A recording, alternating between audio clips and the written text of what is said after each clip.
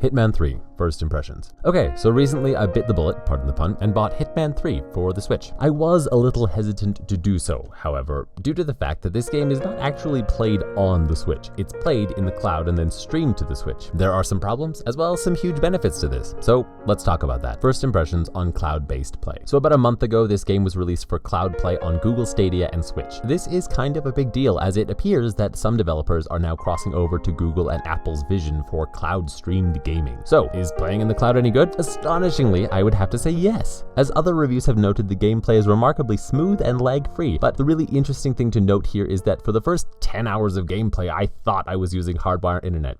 Turns out it was unplugged. Imagine my surprise when I found I'd been using Wi-Fi the whole time. There is, however, an Achilles heel to playing on Wi-Fi. That is dropped connections. Yes, the gameplay and graphics actually come out pretty well in this. However, it's worth noting that I'm lucky enough to have a better than average internet connection. And even with this excellent internet, the Wi-Fi drops connections multiple times for every hour of play. And often, it can't get the connection back by just clicking retry. I found a workaround for this, however, and I'll get to that in just a second. On a hardwired connection, this is significantly better. That said, very occasionally, I do still have to reconnect it. Now, how bad is going offline? It's really not that terrible. To be clear, you're still using internet and you can still play the level you're on.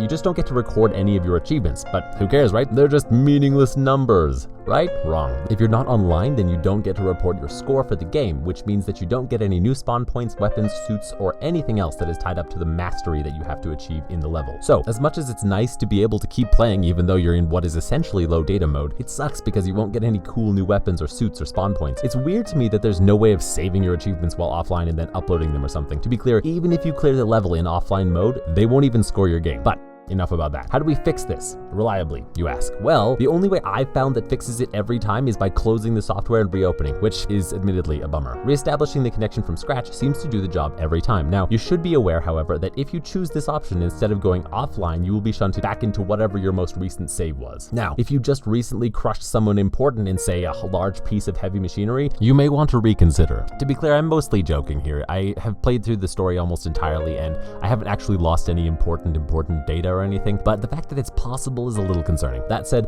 if you just want to play, you can still do that, which is nice. Regardless, thank you for watching this video to the very end. One other pleasant bonus related to streaming that I wanted to mention was that this game typically takes up between 60 and 70 gigabytes on a hard drive, so streaming it actually saves you a lot of space. And like I said, the gameplay is remarkably true to life. I don't really know what the expression is, but you get the idea.